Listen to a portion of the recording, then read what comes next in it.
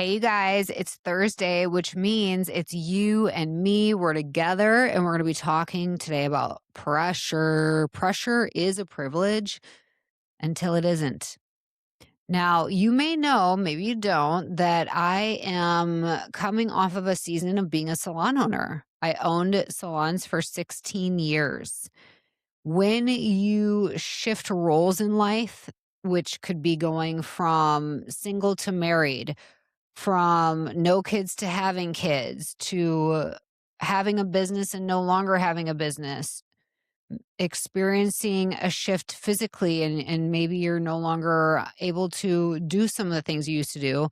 You're going through somewhat of an identity change or an identity crisis. And that can cause you to go through so many emotions. So after selling the salon businesses, I felt a ton of emotions and a lot of, oh my gosh, who am I now? What am I meant to do? Now, what's wild is I'm still the CEO and founder of Maya. Maya is the marketing software you never knew how much you'd love until you have it. It's the number one software that you need to implement into your website. Now, I bring this up because I've always had that.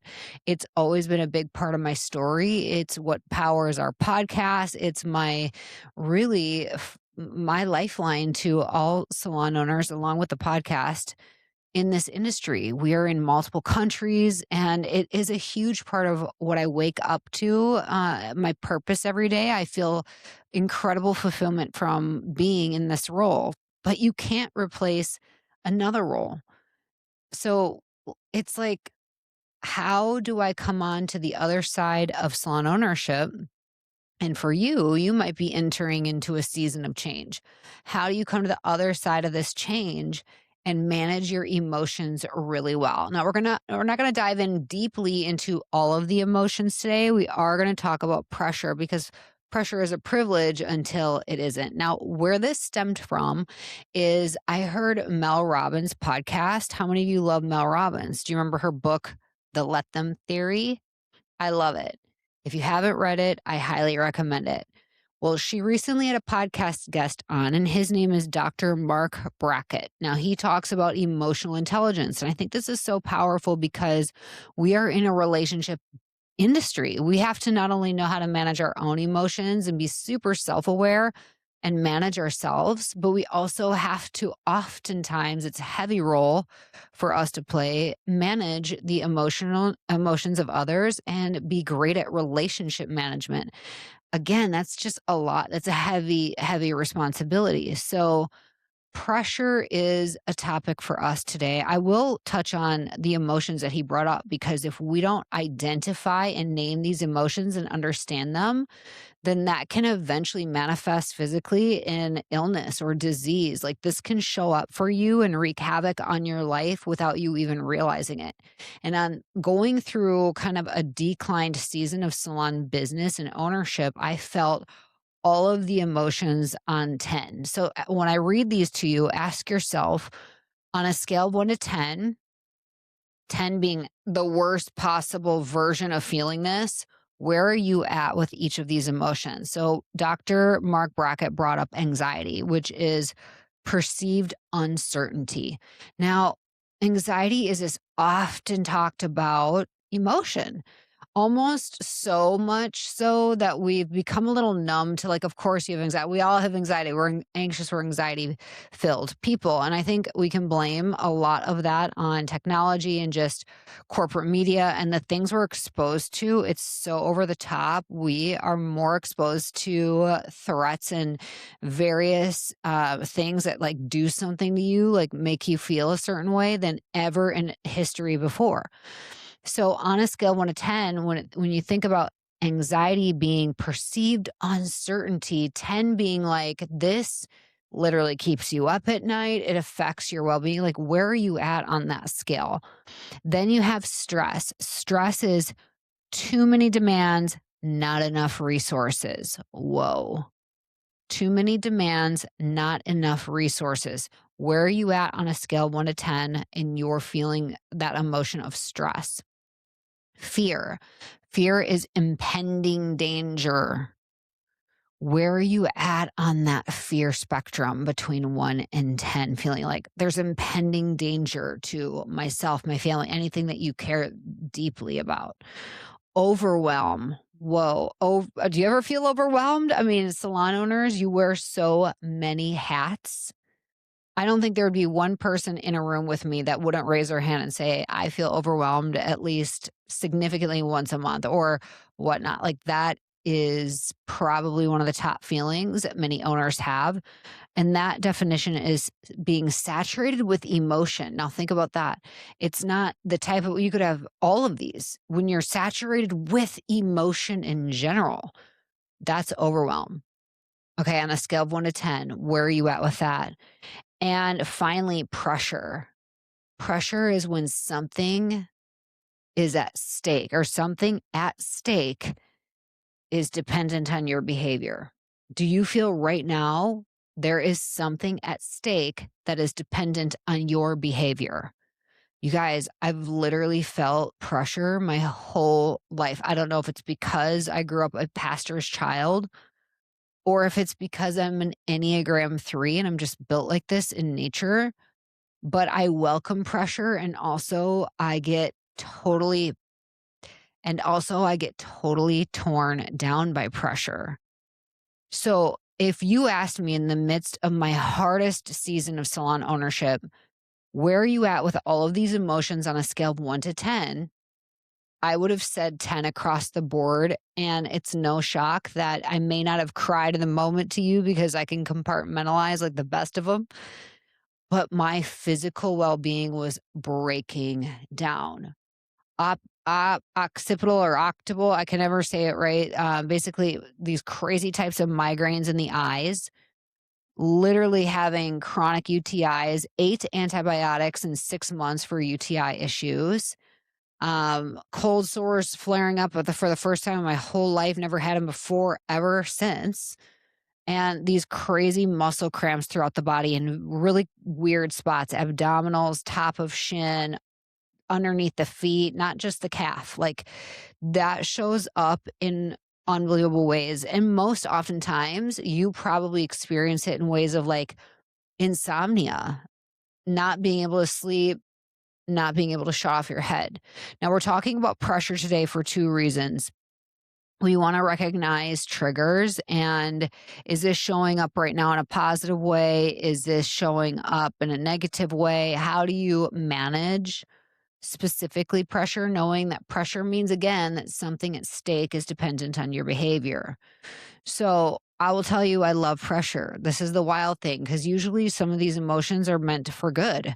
So I love when something at stake is dependent on my behavior. I'm going to backtrack to high school. Think about like, were you a part of sports or had you ever done musicals or maybe in choir you got like a little solo? I loved all of the above. I loved if I had to give a speech to this day, love giving keynotes.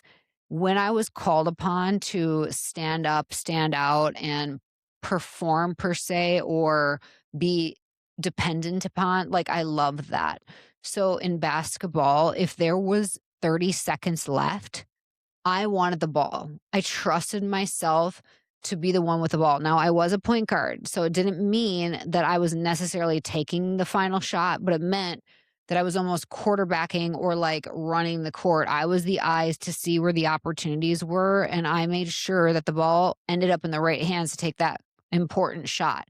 And I loved the responsibility. I love that pressure. Is that the same for you? Do you actually enjoy pressure? And maybe you do, and most salon owners probably do because you are dependent on not only to perform maybe behind the chair, but also in front of your team. Or imagine you have a stylist who is behind the chair who's struggling or in a situation where you come to the rescue, you help step in, you're coaching maybe leaders or your providers themselves. So I think all of us to some degree actually enjoy or do well with pressure or even want and welcome pressure.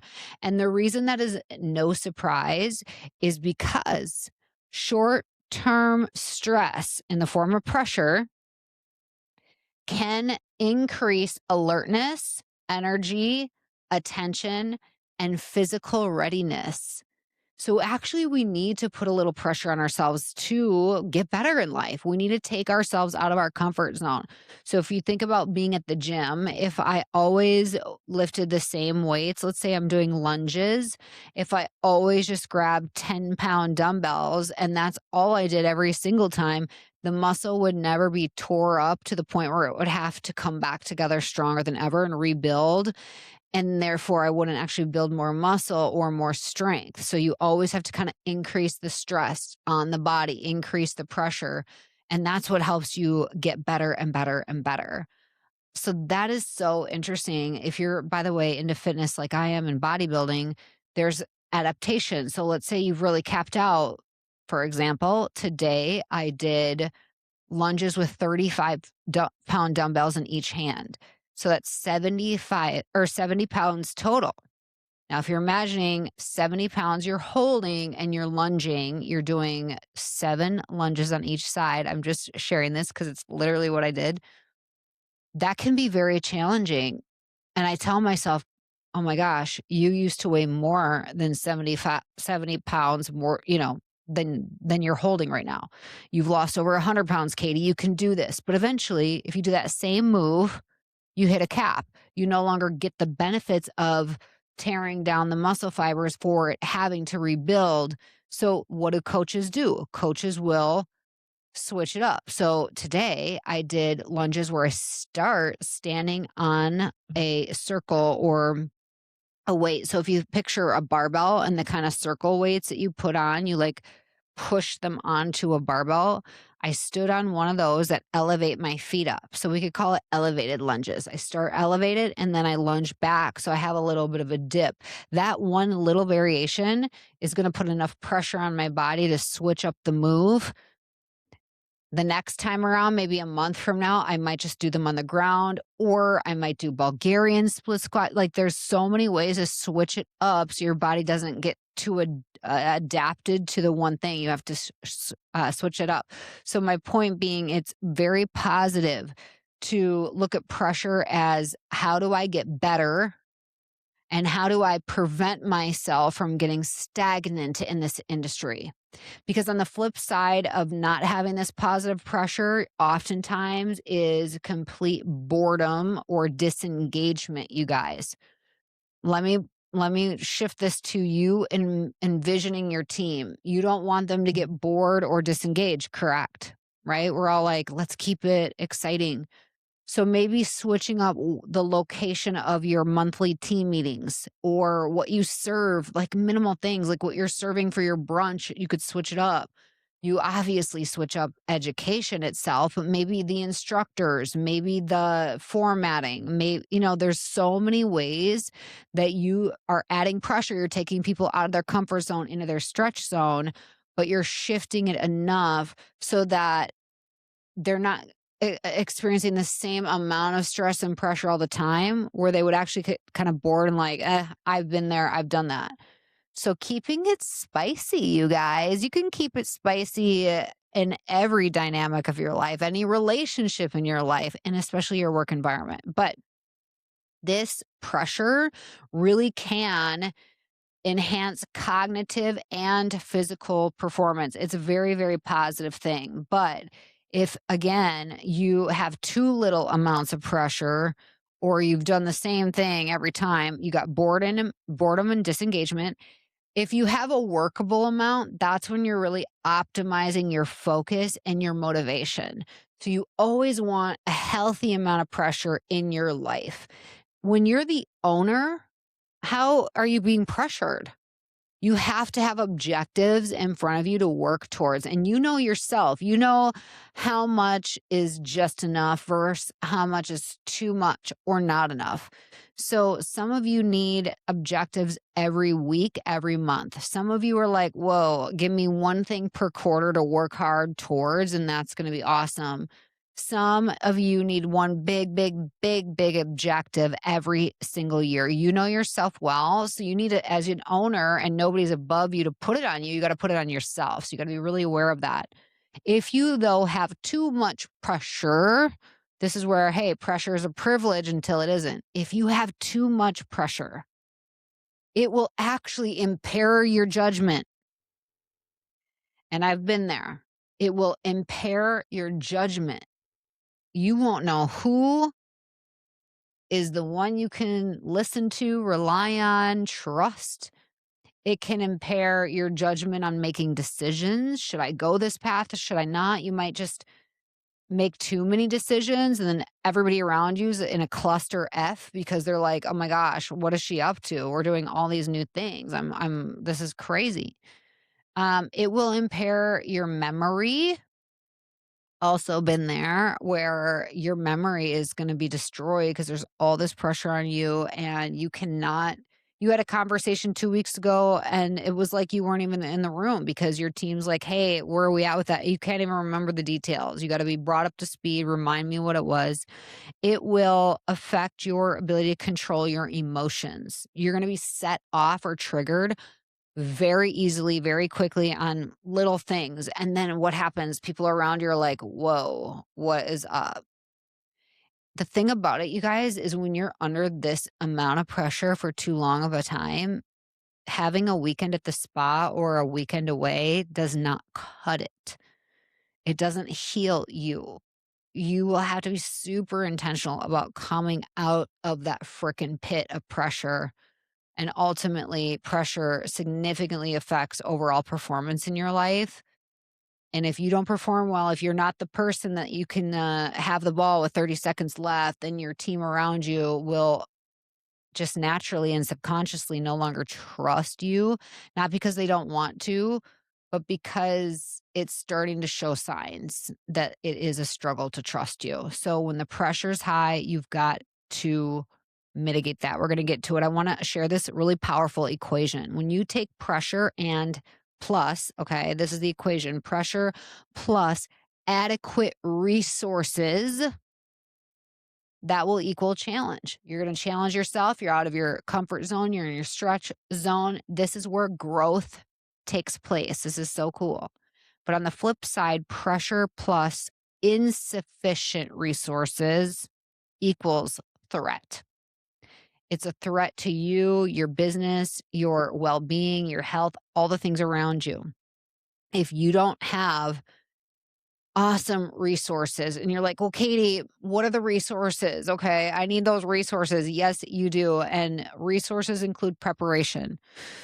So sometimes we're joking, like, well, I have ADHD. So if I prepare the night before a big talk, I'm fine. I will tell you this, I've done that. You might be able to pull it off in certain situations, which tells your brain, I'm good at this, but it's a lie. You might have been able to pull it off for this certain scenario, but don't think that you're gonna be able to pull it off when it actually matters in a really big way. Preparation meets opportunity. You need to give yourself planning time to prepare.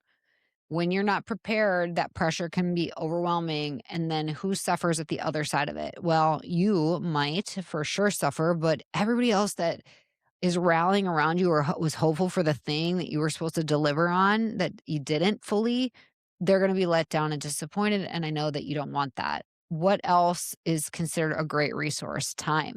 You need to have time every single day. I'm not joking. Every day, you need to have time to think, and this is where my walks are non-negotiable. So I don't really do cardio. Like I'm not like, oh, Orange Theory gym or CrossFit or I don't even know. I'm not like a runner. I think that's cool. It's just not how my body is like in for it. So my cardio is walking. You can still walk and get yourself in zone 2 and get that heart rate up. But when I'm out for a walk, my head is like I'm dialed in. I have time to think. You have got to put that into your calendar. If you look at my calendar, you're going to see time carved out specifically for walking because it's a non-negotiable and it should be for you. No, you don't have to do walking as your time to think. It needs to be in your calendar every single day though, that thinking time, and it could be piggybacked with your morning coffee. This is why I get up at 5 a.m., by the way. If I don't get up earlier than the rest of my household, it's over. I don't, and then that's ADD, by the way, because the minute somebody else is around, even if they don't come up and they're like, Mom, what this and that and the other thing, I'm still cognizant of their needs and being aware of them and thinking through it just derails my own solo time. So build it into your life. Sleep and physical recovery. I've been in seasons where sleep has been destroyed, and there's multiple issues with that. You're going to get disease, dysfunctions, repercussions. You're there. You could put on weight. You could lose weight. You could look derail. I mean, it ages you. Sleep is imperative. Unfortunately, or fortunately, I don't know how you look at it. We are made as humans to require sleep. And so you have to figure out what is that optimal amount of time for you. There are people that can run on 6 hours every day, 24/7, 365. That's not me. And it may not be you. So if you need 7, if you need 8, if you need 9, you have to give yourself that. Now, I'm very good at the power naps. I love them. They're like a total refresh for me. So if I do 8 hours, 7 hours, 8 hours, but then I do like a 30 to 45-minute power nap, boom, girl is back like it's a whole new day. And I often need that because of the physical pressure I put on myself. So if I'm at the gym 5 days a week, the body needs physical recovery for that too. It may seem like I'm at the gym all the time, but 5 days is not uncommon. I still give myself 2 full days of mostly recovery. When I say mostly, I might do a little light yoga, and for sure I'm walking. I don't if I miss a day of walking, I don't throw a fit. But to me, that's part of recovery, and your body needs that too, or it will just break down. Too much of a good thing is not a good thing. Other resources is building your skills. There are seasons of learning, learning, learning, and then you've learned and you're good. You don't always have to take the class, take the course, listen to the podcast. There can be almost too much that you're allowing in, and then you don't have any time to implement what you've allowed in. So, building skills has got to be a thing where you're very intentional. Does building this skill right now is that in line with my objectives that I have for myself or the business? But it's still important because if you don't have the skills in place and now all of a sudden it's needed for your business or your life, that pressure is going to be insurmountable. Clear priorities. You got to be proactive instead of reactive. I've watched other professionals in our industry and other industries just kinda go with the flow. They don't ever feel like they're in control. They're just responding to whatever comes their way. I personally don't wanna live like that. I don't think you do too. You have the power to set your priorities for every single day of your life, and really, we have a choice. We always, always have a choice. Autonomy also means that part of your choice is giving yourself the freedom and flexibility and probably why you're a salon owner, because it's like you get to choose the hours you put in. You get to choose the hours of your business. You get to choose when you do what. Now, I know that's not always 100% true. You are gonna be called upon and have to deal with things when you hadn't planned on it. But for the most part, we're all empowered. And I know you. I know you're the type of owner that is empowering your team to have autonomy as well. If you ask my team at Maya, they're like they have a ton of autonomy, and if I actually get asked to be involved, they usually are like, "Oh, I regret this because now Katie is a little micromanager." I can be that way. I don't want to be, and for the most part, if you ask them, they'd say 90% of the time, I have full autonomy. I'm more concerned about, like, are we hitting our goals together? Are we, like, rocking this fricking company together? Do what you do when you do it. I'm cool with it, but let's be available when we need to be to slay the day and I trust you. I think that's a huge, huge part of the success that we've had is unequivocal trust in each other and their technical chops and their skills and just who they are, their character. It's just awesome. And I want that for you too. You deserve to have a team that's around you that is like that. And you deserve to have your own autonomy as well. Resources, you guys, you need emotional support. If you don't have a friend, a therapist, a group, you gotta have different people in different places. I have a friend who I call on for actual advice when it comes to my emotions, and that's gonna be different than a professional in the industry that I call on for advice when it comes to scaling a technology company, which is Maya, which is gonna be separate from my friend who loves Jesus, and she is going to love me well and give me great advice from a very biblical, loving perspective. So, like, you need emotional support in different areas in different ways. You also need to identify, are there people in my life that are actually causing more pressure on me, or all of those other negative emotions like anxiety or fear or overwhelm? You might need to lessen the amount of exposure or time you have with those people. So you have to be very discerning on who are the right people in the right ways offering me support so my pressure doesn't overwhelm or get too far away from where it should be. You need to have for resources permission to ask for help. I have learned this the hard way, and thank goodness, the more mature I get, the more willing I am to ask for help, which is kind of a reflection of being humble. I'm not saying that I'm the most humble person. I would say I absolutely struggle sometimes with ego and whatnot and pride. I think we all have a spectrum for that. But just know, like, you do need to be able to ask for help. It is okay. And it doesn't, so I never used to want to do that because I'd be like, then they know. If I ask for help, then they know I'm not that great at this, or I'm actually not as good as I'm trying to want people to think I am. But you have to let that go. You will never get to where you want to be if you don't ask for help from the right people. If you are somebody in my life that I have asked, I need your help, and you've been there for me, thank you. And you know who you are. And we all need each other at different seasons of our life. So I need you to be confident. The other resource is just more of a belief. It's confidence that one mistake will not destroy everything. Would you agree that in our industry, we can be a little dramatic sometimes? Are you dramatic? I can be dramatic, but like one bad decision doesn't mean you are terrible in every way.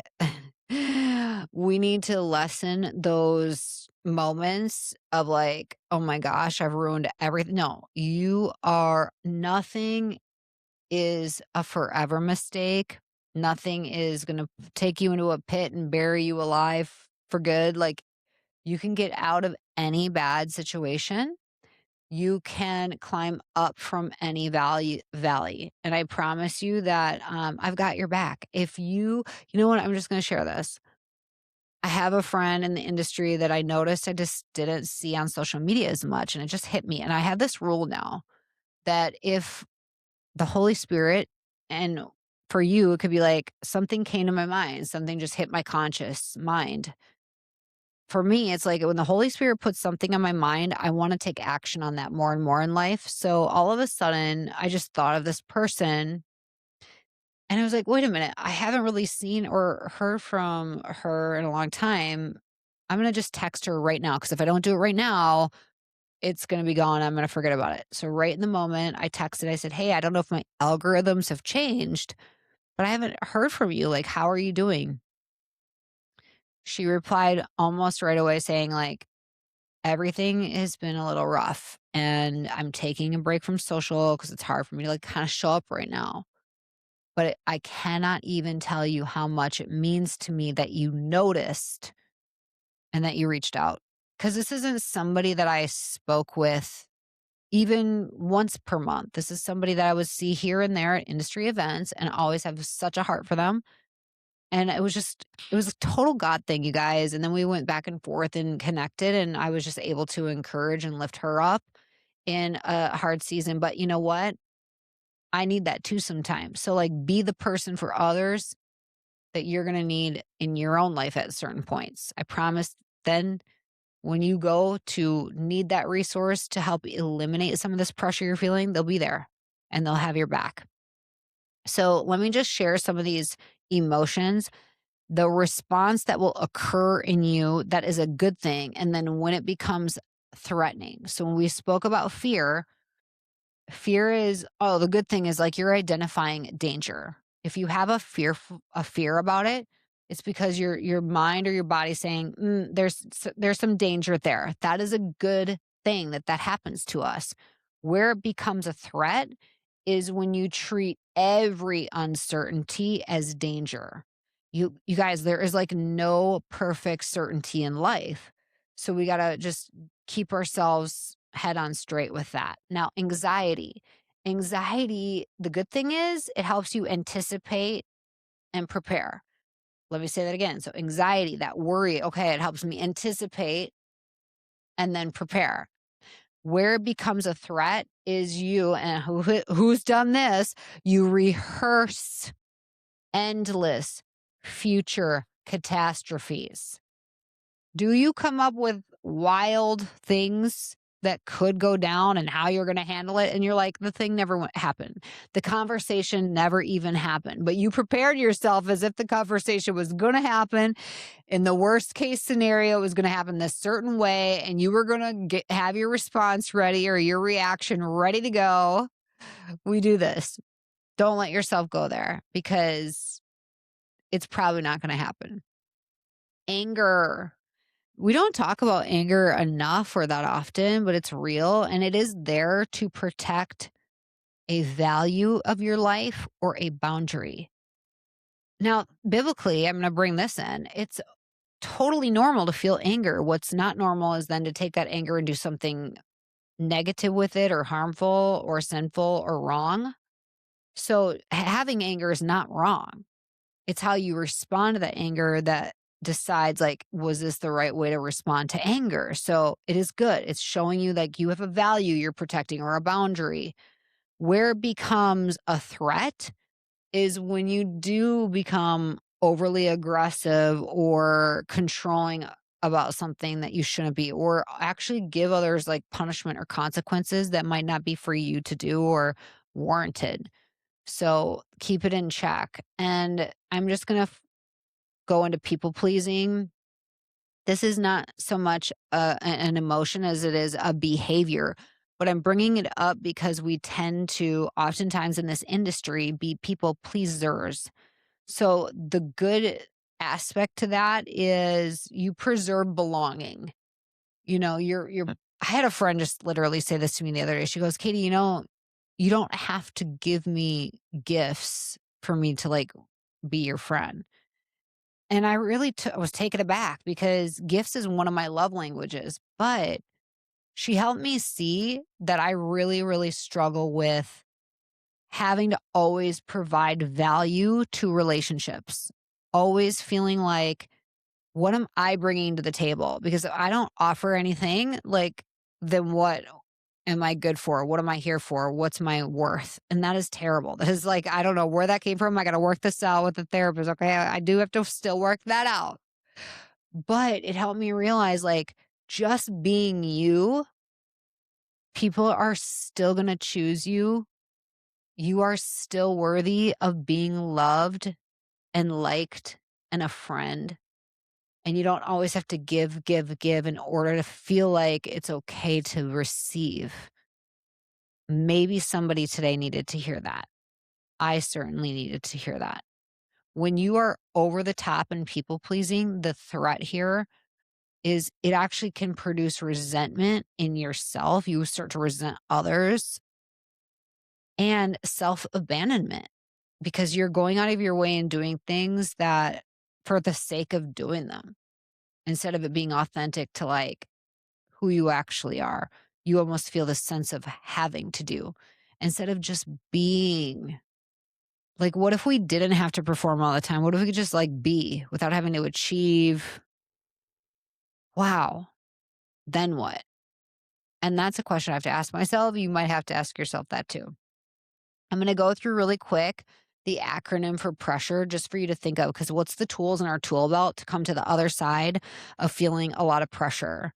So I want you to feel like I can respond to pressure instead of just surviving feeling pressured. So P for pressure is pause. You interrupt your reaction, pause. We're so automatic, by the way, that especially around certain people that we're around all the time, there's triggers and you just react. It is going to be one of the hardest things to unlearn, especially around your comfortable people that you're just used to, is just to pause, pause. R is regulate. Slow your breathing, get out for a walk, move your body, pray, meditate, ground yourself.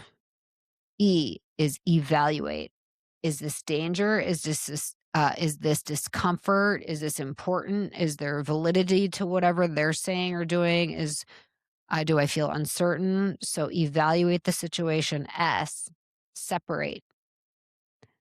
What is mine to carry right now in this, and what belongs to someone else or just doesn't belong anywhere? The other S is seek support. So asking for that help, reaching out before you hit this breaking point. You want to reach out and ask for help. You understanding the need you have right now. Do I need information? Understand if you need rest, understanding if you need more preparation, time, skill sets, boundaries, reassurance. Take a beat and understand now, what do I need? And reframe. My body is preparing me rather than I cannot handle this. If you reframe what this pressure is doing to you, then automatically you're getting yourself into a better position to think clearly. Because remember, too much pressure can like literally make you totally off in your mindset and unable to make decisions. This is no good. And then the E is execute one next step. I often say, take it one day at a time, but really, you need to just take one step at a time. What's the next best thing that you can do?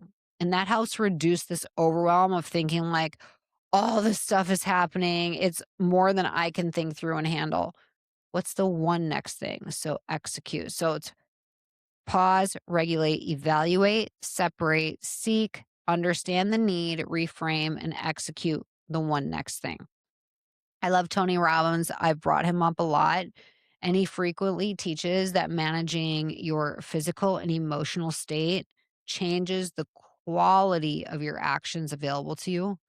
So I cannot say enough how important it is to move the body, get recovery, work on managing the emotions. It's going to help you show up to be the best owner and leader ever. And you deserve it, and people around you deserve it. And I also love Jay Shetty. He is really just well-known thought leader. He also has a podcast. If you've never listened to his content, he's very, very smart and just brings great tools, especially when it comes to mindset. So Jay Shetty often brings up how important routine is and social connection. I couldn't agree more. Do not isolate yourself when the pressure is high. You actually need to put yourself around community, people, in social settings where you feel like a sense of joy and lightness and just peace or fun. Let yourself have that. And the routine is huge for me. Even if I am super sore, or if I stayed up late, I'm still going to get up at 5 a.m. I'm still going to do all my first steps of the day because that sets the tone for everything else. If I accomplish that, then I could take a nap later. I could handle this or that later. But if I let myself off the hook or change things up first thing in the day, the rest of the day for sure is terrible. And on top of it, I feel like I've already failed myself. Showing up for yourself is the first thing of the day. Having your routine is so, so important to keep the pressure down and performance optimal. So I want to leave you with 3 questions, you guys. I think this is so cool and very, very helpful. This is like the tool in your tool belt because you don't have to prove your strength by living under constant pressure. Pressure can activate your gifts that you've naturally been given, but you need that recovery. You need support. You need self-awareness. And what can make those gifts sustainable and just the most successful for you ever. So ask yourself these 3 questions. Number 1, what kind of pressure brings out the best in you? What kind of pressure brings out the best in you? Take a moment, say it out loud right now. If you're listening in a space where you can write this down or put it in your notes app, write it down. What kind of pressure brings out the best in you? And number 2, what signs tell you that pressure has become a threat to your health, to your relationships, or even to your ability to make judgment calls, like your judgment? So, again, what are the signs that tell you that pressure has now become a threat? And number 3, what resource do you need to add before before you demand more from yourself? Let me say that again. What resource do you need to add before you demand more of yourself right now? So when I spoke about all those resources, you got time, you got sleep, you got physical movement, you got routine, you got reaching out for help, you have skills, building your skill set. There's so many. What is it that you need right now? Okay, look at it. Thursday, we got a little deep. It went a little longer, but we might have needed this together, you guys. We might need this. And if you need truly a support for your business, that's Maya. Go to the link in our show notes, get a demo. Let's start working together. We're going to help really grow your company, your clients, your retention. It's going to be the best tool for marketing. You'll love it. And also, if you need support as an owner who is a real human being with a heart and real emotions, I also have you. You guys, you can DM me anytime through either Beyond the Technique, Maya, or Katie Whitledge on Instagram. Reach out. I've got your back. I promise that I can talk through things with you. And oftentimes, people do come to me for those types of things because it's refreshing to have somebody real really go through seasons of salon owner life with you. So I hope you love today. And you guys, until next time, stay strong. Did you know over 60% of first-time clients do not return for a second visit? That is so painful, but it doesn't have to be that way. That's where Maya comes in. Maya is the ultimate marketing software for the beauty and wellness industry. We have a proprietary funnel utilizing special algorithms to help connect the right consumers with the right providers at your business. This means that Maya helps you get higher spending clients you love to work with who stay the long haul. If you want to increase your revenue, increase your client count, increase your average ticket, and increase your new client retention, then you need Maya. Go to joinmaya.com to set up your own personal virtual tour and see why over 500,000 consumers have trusted Maya and the businesses we work with to find their perfect beauty and wellness pro. We promise you will love Maya.